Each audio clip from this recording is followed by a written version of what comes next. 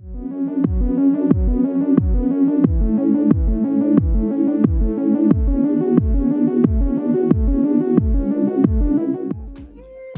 right, folks, let's warm this thing up. Good afternoon.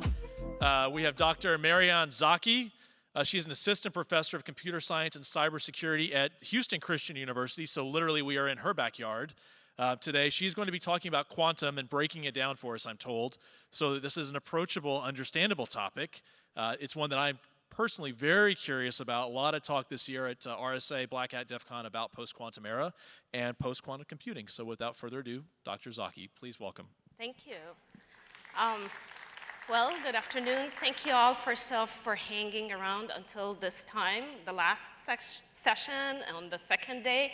Pretty sure you're all tired, but thank you for being here. Just seeing this crowd here just tells me that you are ready to learn more and ready to engage in the latest and greatest in the cybersecurity and keep the fight going against the bad guys.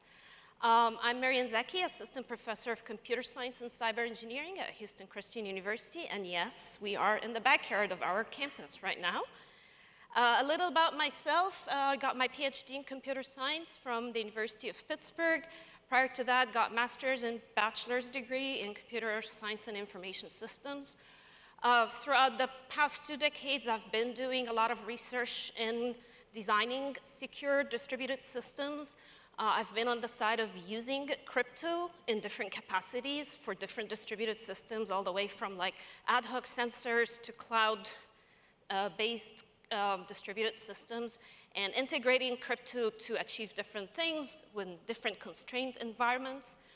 But prior to being a user of crypto, I was a developer of crypto. I do not claim I'm a cryptographer by all means, but I did do, back in the days, when I had the energy and I was younger, I did implement a stream cipher crypto system to replace the one that was used in CDMA wireless communications that was cryptanalyzed by Bruce Schneier in 1998. That was patented and used by the military, the armed forces back in my home country, and then it was used for years, and then they moved into using something different. They started using AES as a stream cipher, 256 bits. So I've been on the broad spectrum of crypto, from user end to developer end and everything in between. I teach crypto, it's my passion. So I taught crypto, whether it's part of network security course or as a standalone crypto course. And over the years, how many of you are familiar with Alice and Bob? Alice and Bob, our legendary cryptographers that show up in every classical textbook, kept coming into my courses year after year, and somehow a love story came along the line of, Alice and Bob, the skeptical cryptographers. Alice lives in the US. Bob lives in Australia. They've never met in person, but they fell in love somehow. They're very skeptical about their communications over the public network. They want to ensure confidentiality, integrity. They want to ensure nobody's impersonating Alice, specifically her ex-boyfriend, Chad. And so it kind of like that storyline came across year after year in my courses. They show up in my assignments, and my quizzes, and my finals with different situations. One time he went and he wanted to meet her in person, so he was waiting for her in a restaurant, and he wanted to make sure that she's the one who's approaching him and sitting in front of him on the table. So how are they going to solve that using crypto? So I had a poem about it. I posted to the students, and the poem had a lot of crypto analogies in it, and only if they were paying attention in my class, they would have understood that. Today, I'm presenting you a poem for them that is related to their fears of quantum computing. So, oh, I'm not wearing my reading glasses. Okay, I'll go this way. In a world of secrets, whispers, and code, where messages cross encryption bestowed, Alice and Bob, both cryptographers true, embark on a quest, their love shining through. From the days of RSA, where primes reigned supreme, to the lands of ECC with elliptic curved dreams. Their bond was secured in protocols tight, two hearts intertwined in ciphers of light. With classical schemes, they guarded their lore, shared secrets in whispers on channels secure. but whispers of quantum, a threat unforeseen, cast shadows of doubt on their digital sheen. Alice, said Bob, with a cryptic refrain, the era is shifting. We must not remain tied to the old where quantum can spy our keys from the chambers, our secrets shall die. Alice, with wisdom, a glint in her eye, nodded with grace, it's time to comply. We'll venture to realms where quantum's advance is met with new guards where our love has a chance. They journeyed through lattices, post-quantum fields, explored every algorithm, each one they would wield. From lattice to hash, they sought a new way to secure their love's essence in cryptographic sway. In hybrid solutions, they found a new song, combining the old and the new, both equally strong. With crypto agility, they shift and refine, finding new pathways where their hearts intertwine. In post-quantum embrace, they whispered anew, secure in their bond, both timeless and true. Quantum computing will bring no fear, for their love is unbreakable, it's cluster clear. Okay, disclaimer, I did not write that. AI helped me a lot in this. I did prompt it multiple times to get to the analogies that I'm looking for, but I thought that is pretty cool that AI can actually rhyme better than I do. But so talking seriously now, we're going to talk about the state of the art. Where are we with the computing world and what's happening around us with quantum computing? I know we've been saying quantum is coming for 10 years, and then a year later, in 10 years it's coming, and then a year later, in 10 years it's coming. And we've been hearing and hearing and hearing over and over about this. It sounded so fantastical. This is fantasy. Are we moving to a feasibility world now where really quantum is going to take over a lot of things? So that's what we're going to talk about. I don't have a crystal ball. I'm not predicting the future. I'm just presenting facts, and I'll leave it to you. Quantum computing global landscape. What are other countries doing? And then we're going to talk about the roadmap, the Quantum Preparedness Act that was just published by the White House a month ago. The era is shifting. We're going from fantasy world to feasible world to actionable world.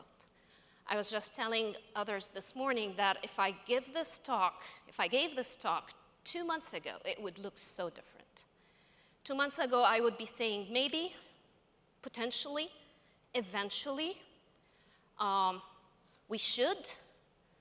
Today, I'm saying completely different things. I'm saying we must, we need to, we are getting there. So you'll see that in a little bit. I'll give you a little bit of a CISO's guide to post-quantum. If you're a CISO, if you're overseeing the security infrastructure of your company, what should you do? How should you be prepared? All big companies in the tech field, including IBM boasts with a legacy for over a century in technological advances. They did not pay me to say that, but they also have a great history with cryptography. And they remain to be leading the innovation in quantum computing, by all means, and I'll show you in a little bit their roadmap. Google's quantum AI, it's so scary to think of quantum plus AI combined together, but that's what Google is doing. They achieved amazing results in reducing the quantum computing errors, and that was one of the largest bottlenecks in advancement in quantum. The error rates were very high, very high. The precision of the results we were getting were very low. Now that's getting much and much better by the day. Microsoft Azure Quantum Elements is coming out. They're focused more on chemical and materials sciences with their quantum machines, but they're also looking at high-performance computing quantum machines. They have their Microsoft Quantum supercomputer coming out very soon. Amazon introduced Amazon Braket, which is capitalizing the cloud services for quantum, so now you will be paying for quantum services, just like everything else with cloud. They also are innovating with a quantum computer chip, and that's very innovative, and we're going to talk about how Intel actually is accelerating that. So IBM's roadmap, when I looked at it in 2019, was my first time actually programming a quantum machine for an IBM Quantum. I wrote a little bit of code, understood probably less than 40% of it, but I got some code to run. It was very low-level code, circuits-based kind of code. And then I looked at this roadmap, and I'm like, oh, they're so ambitious. You know, they're going from 5 qubits, 16 qubits, to 127 qubits, and then 400 qubits by 2024, and then 1,092 qubits. And then they're improving on their error mitigations and, going from few gates to 5 gates and circuits. That's very ambitious. Well, they kept up with the roadmap. They are on track. And the next few years, they're going to work on error mitigation and making quantum computing even more precise and reducing the error. And they're provisioning to be 99.9% accuracy in the computing. IBM Quantum System 2 is the world's first modular utility-scale quantum computer system. At the bottom left here, you see how modular it's going to look like. They will keep adding these modules in their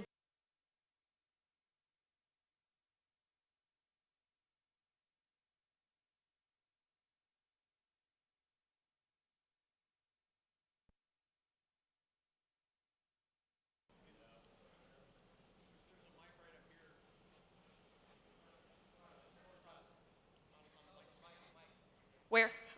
Oh, it's working. Okay, we're good. So they're going to keep adding those in their data centers. And on the top right image, this is one that Cleveland Clinic has. It's an IBM Quantum, and they're using it for healthcare research. Have you all seen this? These are quantum computers.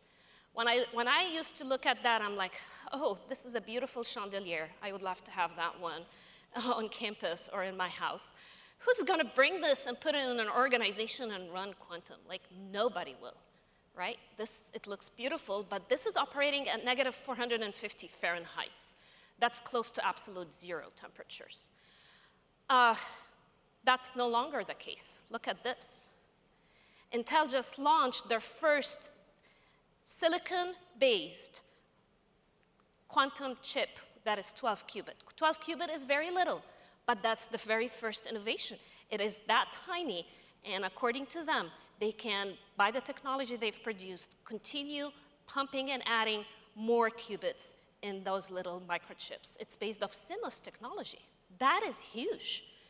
So if IBM is leading the technology and the adaptation of high-scaled computing machines in quantum, Intel will be leading. And they did not pay me to say that, but if anybody from Intel here would like to sponsor this, I'm good for it. But they're going to be leading the commodity quantum machines in the future. Mass production, commercialized quantum chips are coming out. So, okay, that's the hardware. What about software?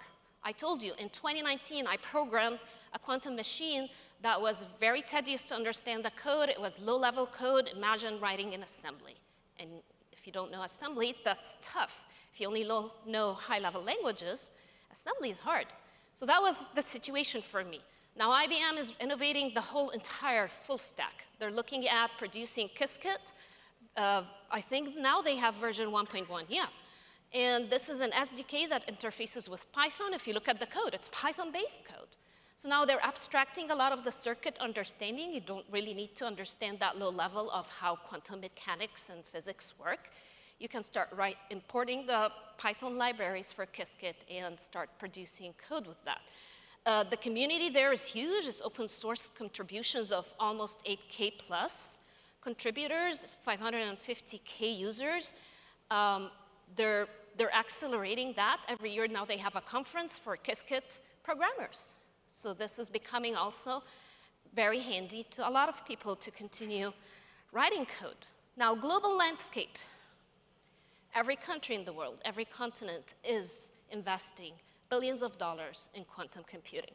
Europe comes first, then China, US comes third, and then Canada and Russia follows. We're looking at total investments of $38.6 billion globally in quantum computing. That just tells you that nobody will be pumping all of that money if there isn't a potential of creating a new era of computations there. So what does that mean to us? History just keeps repeating itself. Back in 1998, overnight, a $250K machine, the cracker, broke DES overnight. They brute force attacked DES. Overnight, every organization that was using DES was exposed.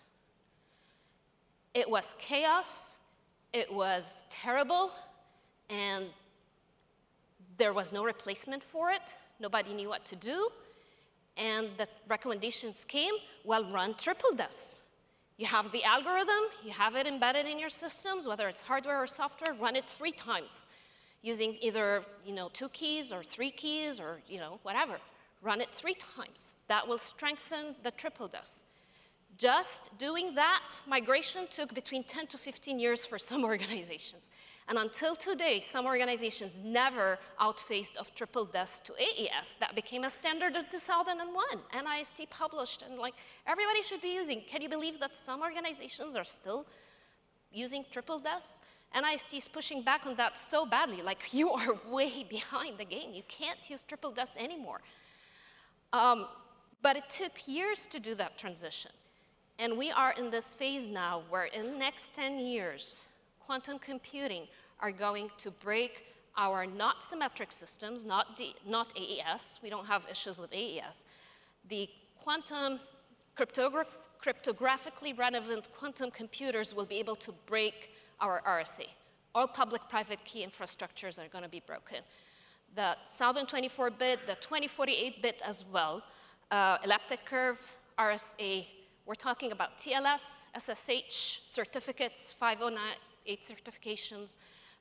Think of any protocol that is using key exchange, using key management. All of that is going to be obsolete once those machines are able to do that. And they're relying on Shor's algorithm, which is a classic algorithm that was published years ago in theory. Now it's becoming in practice. This is happening very soon. We don't have much concerns about symmetric keys yet. Eventually, Grover's search algorithm will expedite the brute force of those keys. But as of now, the community is not concerned about this. This is going to take way longer. We're not there yet. But the Shor's algorithm is going to factor. And again, RSA and elliptic curve, all of these algorithms, the security of it is embedded by the hardness of solving the math. And now the math will be so easy to solve using the algorithms that are running on the quantum computing machines. So NIST published the PQC roadmap in 2016. And they started with 82 algorithms for post-quantum cryptography. And then they narrowed them down to 69 algorithms, and then they narrowed them down in 26 algorithms. The past 2 years, we've been waiting for the 4 finalists to be narrowed down. And guess what? In July of this year, they published and announced the 3 finalists. It's not just, hey, those are the ones we've picked. It's more than just that. Let's look at their website. NIST releases the first 3 finalist post-quantum encryption standards. 3 of them, by the way, no, 2 of the 3 are by IBM researchers. And Dustin Moody, who's an NIST mathematician, says, we encourage system administrators to start integrating them into their systems immediately because full integration will take time. We've learned from the past. Switching your crypto is not going to be a piece of cake. It will take time. And if you start now, hopefully in 10 years, when quantum machines breaks RSA, you will have the replacement algorithms in there. Not just that, there says there is no need to wait for future standards. That's it. Those are the approved standards. Go ahead and start implementing them. So for the past few years, people and researchers were like, okay, should we experiment with the algorithms that NIST is investigating, or should we wait? Everybody was like, why waste time? Why waste research money and resources? Let's wait until the finalists are announced. They are announced now, as of July of this year. And so along with NIST announcement, the White House had a press release, huge press release came out. I don't know if you've watched that, but they came up with the Quantum Computing Preparedness Act. Public Law 117-260 came out, and it's setting a roadmap for organizations on what they should be doing to prepare for post-quantum. So the first step says, create a comprehensive and ongoing cryptographic inventory to identify your quantum risk surface. This process is like searching a needle in a haystack. This is not going to be easy. It requires that you map out where all your public keys exist in your system. If you have a huge IT infrastructure, this is a very tedious task. You're looking at libraries, you're looking at third-party integrated software, you're looking at APIs that you're sending requests out to, protocols, all the different protocols that you're using. All of these systems and tools that are out there are embedding crypto in them. And you need to have a clear inventory of all of these systems within your organization. The next thing is the CISA has a strategy for organization to automate this process. So they have automation tools. IBM also has an automation tool that can scan your systems, get visibility to a lot of your crypto, and create a cryptographic bill of materials. Unfortunately, they don't have full visibility in your entire system. Again, if you're using third-party code, if you have hardware-based codes, things that are hardwired, these automated tools are not going to be able to have visibility of all of that. So with all the automated tools, you still have to have a manual inventory of your systems. And you have to keep doing that. Every time a patch comes in, every time something new is pushed, a new release of a software, a new update, you have to go back and revisit. What is the crypto now? Did we go from 1024-bit RSA to 2048-bit RSA? What are the updates that are happening in our system? So along with the automated tools, you still need to have manual inventory. Sustained investment in this process is critical.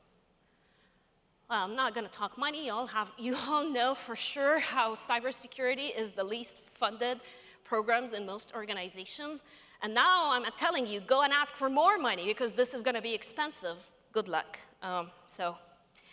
Step 2 is you have to think of what's going to happen now. Now, everybody's doing what? Record now and decrypt later attacks are going to be the largest set of attacks. They call it harvest now and decrypt later. All your traffic will be monitored, captured. For when the time comes, all of this will be decrypted. What are you going to do about that? And the solution to this is start integrating PQCs from now. Start following the NIST recommendations. Start re-encrypting all your data and all your traffic using the post-quantum cryptography. Okay, just for clarity, these algorithms run on our Intel processor. You don't need to have a quantum machine to do that. These are just algorithms that can defend against, because the math behind them and the way they're built, they defend against the type of attacks that quantum computers can have against our current crypto systems. So they're easy to code. Don't do it yourself, but they're implementable using the programming languages that we have nowadays, C and Python and all of that. These are the 3 published algorithms down there by NIST. If you want, go read FIPS 203, FIPS 204, and FIPS 205. We'll give you details about the key establishment algorithm. That's an IBM algorithm. It used to be called Crystal. The lattice-based digital signature algorithm is the second one. Stateless hash-based digital signature algorithm is the third one.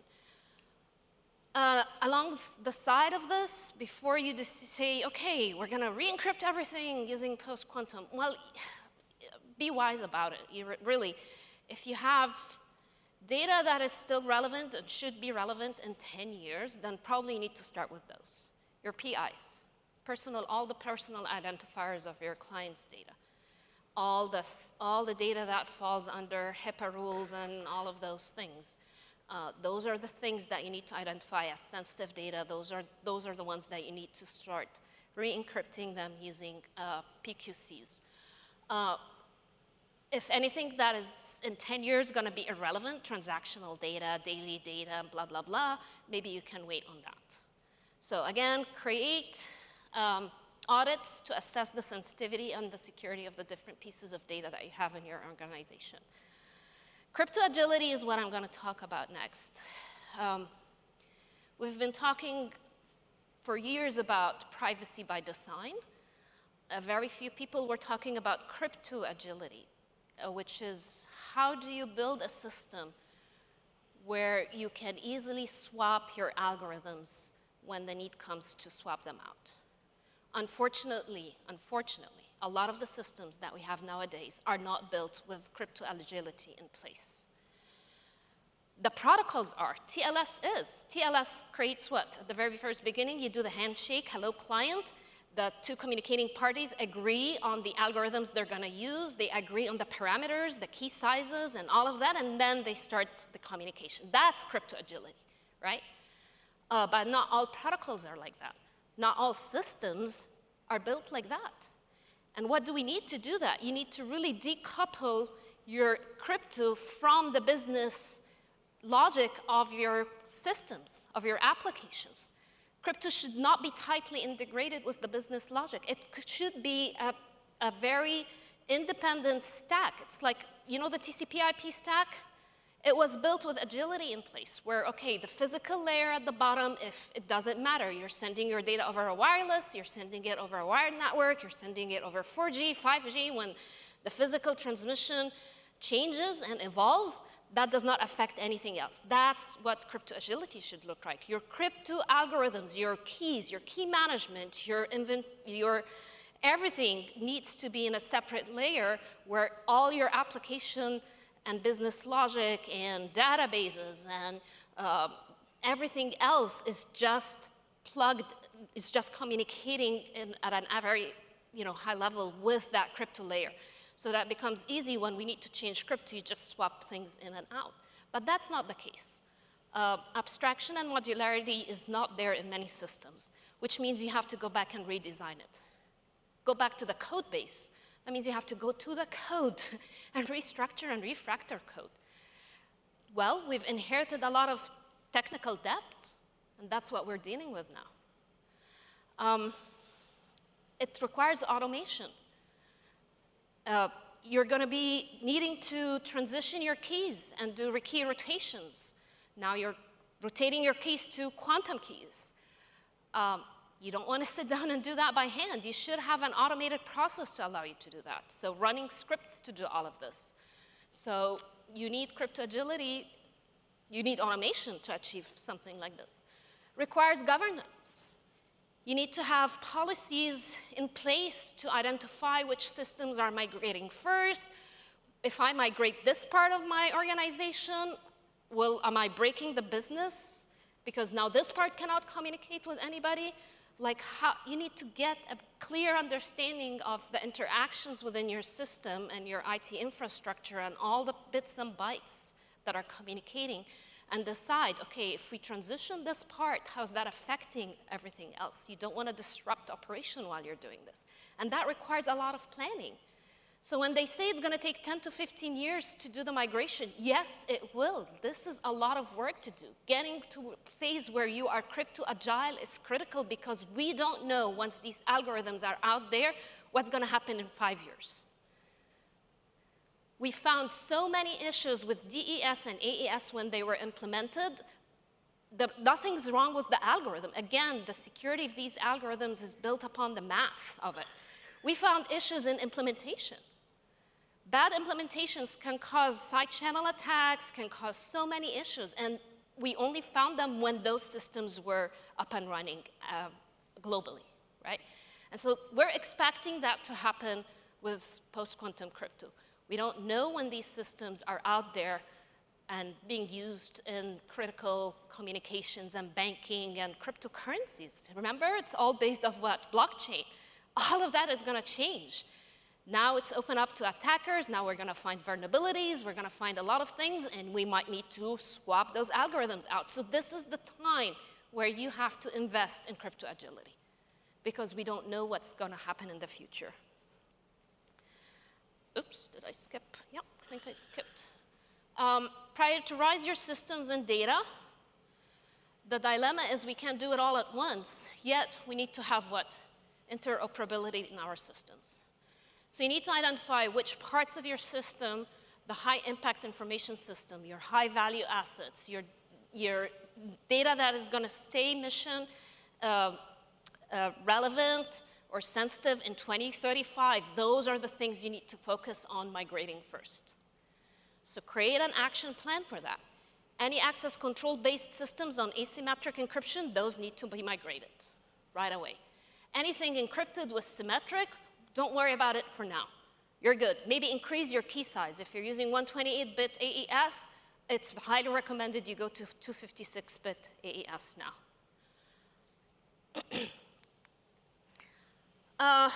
Identify the systems that will not be able to support post-quantum algorithms. Hardware, anything that is wired in.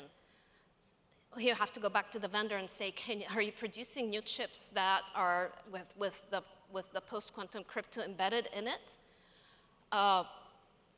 So you need to identify those systems early on and say, okay, these are the trouble systems. And guess what? These are the ones that are going to cost you the most to replace, those trouble systems.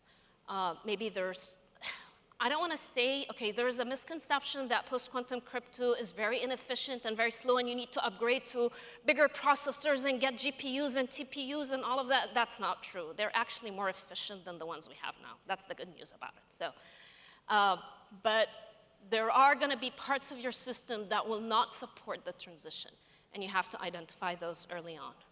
Those are going to be your problems. Here is a little chart about PQC migration strategy. And I found that to be a really nice flow chart to help organizations identify what should we do and which systems should we migrate.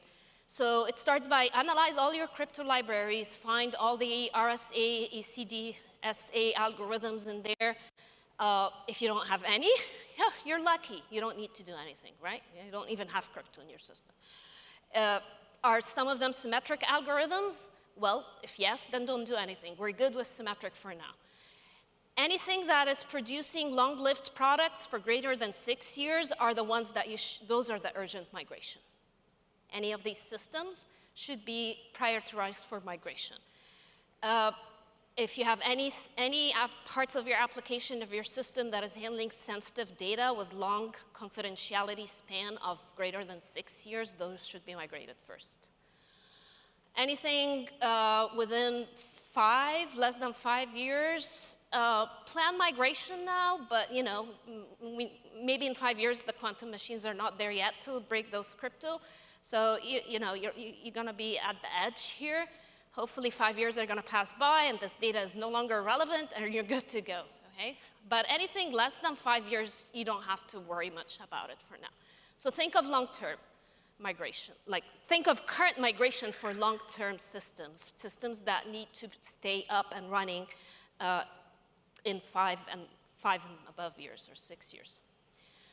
What's happening global-wise now, every single organization is looking at migrating into or embedding post-quantum into their protocols and systems. The Internet Engineering Task Force is looking at securing TLS and IPsec now. So TLS 1.3 is going to come up with post-quantum in it. This would be the easy migration, really. You just upgrade to your TLS 1.3, make sure you have post-quantum crypto implemented in your system, and the handshake will take care of all the parameters and configurations.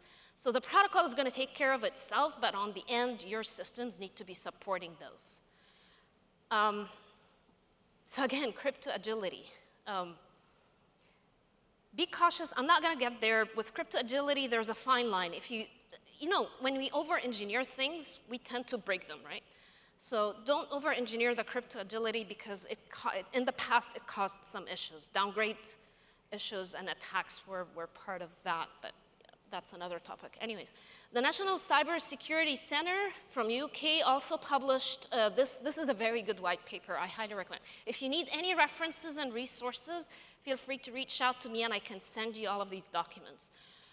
Their white paper is really nice. It has guidelines to adopt a hybrid approach. So we talked about mixing the old and the new. You can get in a state where you're mixing some of the post-quantum crypto with the current modern crypto systems that we're using. After the last publication of NIST and the White House came out, people are like, okay, why do we need to do this now? Let's just move on and migrate. So this was more relevant actually 6 months ago, having that hybrid approach. I would say now everybody will be just, let's move on and implement the 3 algorithms. The CNSA has a timeline that by 2033, every national security system will be migrated to 2033, yeah, will be migrated to post-quantum. They're looking at software, firmware, web browser, servers, cloud services, traditional networking equipment, operating system, any niche equipment you have, custom application and legacy equipment. Everything by 2033 should be using post-quantum crypto. So what does that mean for CISOs? Now it's the perfect time to build your crypto agility, and that will require a lot of conversations to happen. The first one is the reason why they had my talk, the very last talk.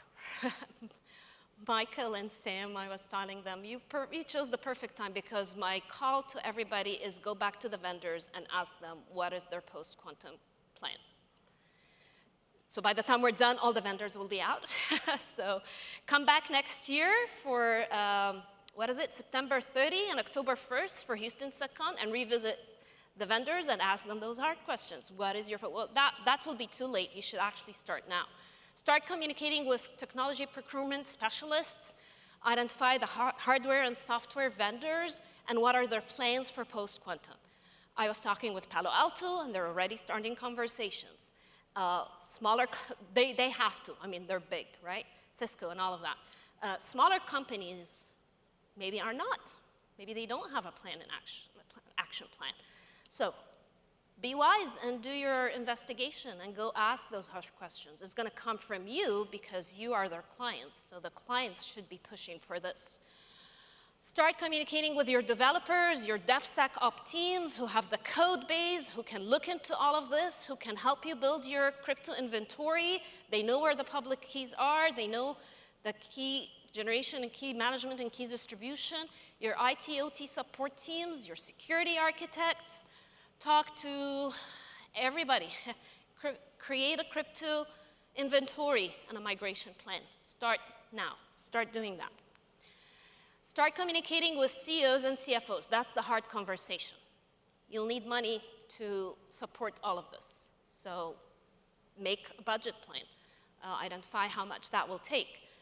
You need to first create the inventory to identify the scope and how much and how, you know, what are we really building and what are we restructuring. Start communicating with legal and compliance teams. What are we going to do if it happens soon and we're not prepared? Our clients' data, what are we going to do? Our compliances, all of that. So start talking to your legal team and have an action plan as well with them. It's a lot of work.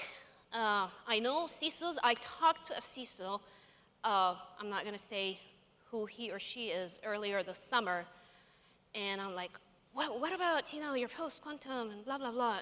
And the answer I got was like, I have way many problems.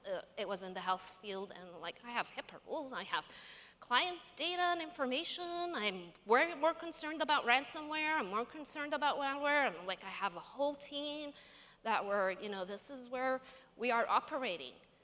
Well, all of this is operating with the assumption that your crypto and your protocols are secure, right? If that assumption is not there, then ransomware will be your least of your problems. You don't need ransomware at this point, right? All your data is out in the public now. So this is the new era of threat. If you're not prepared, you'll be exposed very soon. Takeaway points: the global state is accelerating. It's no longer fiction. It's no longer a dream. It is becoming a reality. The global investment in this is tremendous. All the big players in the industry are accelerating that very soon. You know, there's no need for us to be suspicious about this anymore. NIST approved the 3 quantum algorithms, post-quantum algorithms, and they said, go ahead and start implementing them. Don't implement anything by hand. Wait for the official documented implementations to come out. Wait for the community to look into the code, to test it, to run their tests, and then use the pre-approved libraries. Don't go ahead and be a superhero and say, okay, I'm going to write the code myself. Please don't. Wait for the professionals to do all of that for you, but be aware of all the RFCs that are going to come out and all the approved documentations and all of this. So be aware of this. Be plugged in with this community. You don't need to worry about the security of symmetric systems yet. Focus more your efforts on anything that is public key, public-private keys, your PKI infrastructure. Migration is a long and tedious process. You need to start now. This is the time when you need to build a plan and start looking into it and start implementing it. Relying on the hybrid schemes, I personally, and don't take me for that, ask other people and ask other organizations and just talk with the community about this. I really don't see a need for that anymore.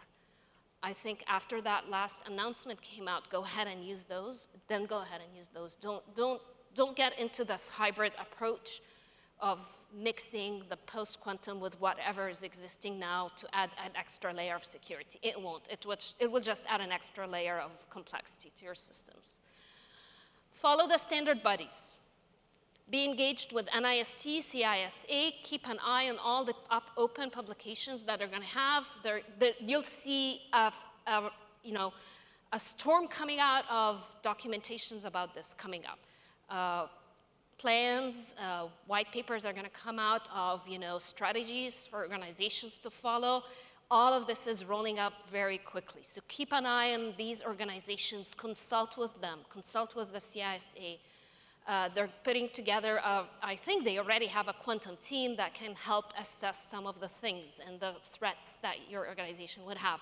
Like, start talking to the professionals in the field to get a better idea of how you should handle all of this. This is all new. This is all, again, if this talk was given 3 months ago, it would have looked very different than what I'm telling you now. This is becoming very close to a reality now that we need to migrate to post-quantum. Okay, that's it. I hope I gave you a clear picture, or a clear picture of what is happening in the field of post-quantum, where we are, the standards, the recommendations. If you have any questions, I would like to take questions. Feel free to reach out to me via LinkedIn. I'm active on LinkedIn. And I'll send you resources if you want to, the white papers, all the references I have. I will be more than happy to give you pointers to get started and to read more about this. Thank you.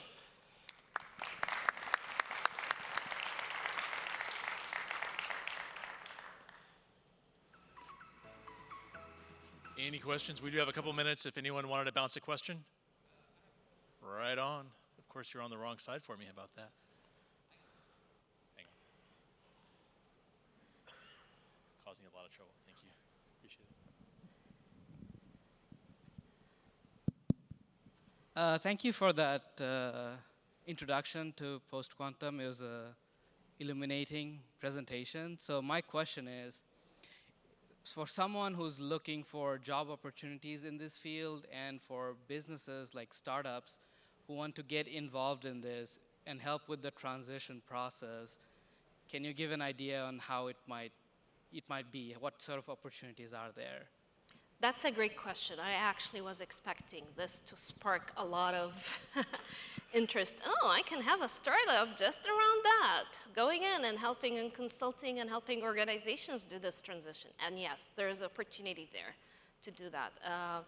What you need to do is you need to understand crypto very well. So first off, understand things and the protocols that use crypto. Once you do that, you'll be able to, when you go in a system and you start looking at the code base, you start looking at the system interactions, the databases, data that is encrypted in transit, data encrypted in rest, what is it encrypted with, where are the keys stored, what are the parameters and configurations we have. Once you have to really learn crypto to be able to do that. It will require more than just a programmer. It will require a programmer with a good crypto, knowledge to be able to do this. So I'm talking very technical here, but I guess there's opportunities for even non-technical people to come out with and help out there. You can lead the roadmap for this. You can help identify the critical data and the critical systems that are out there, the ones that would impact sensitive data, identify the lifespan of the data in the organization and identify the high-risk data, the high-risk parts of the system, build a migration plan. So even without the very technical knowledge, if you have a good understanding of system architecture and system integrations, you can help with that as well. So there is huge opportunity, yes, absolutely. This is new. A lot of companies would not have internal expertise in any of this. So if anybody has expertise, a little bit can come in and help will be great. Yeah, I teach computer science. I teach students to code. And the first thing I say, you could be a coder off YouTube, or you could be a professional coder where we're going to teach you what happens when a pointer is pointing to a memory reference and that pointer, gets deallocated and reallocated to another memory reference. Like it's a vulnerability leak. So not every coder knows what they're doing. A lot of vulnerabilities in the systems come down to bad code.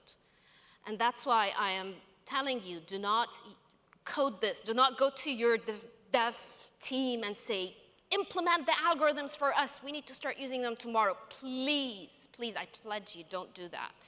Rely on the standard libraries that will be announced and made public and use those. Yeah. There is opportunity, that's what I'm saying, for startups to get and start working on this. All right, thank you, Dr. Zaki. Thank you.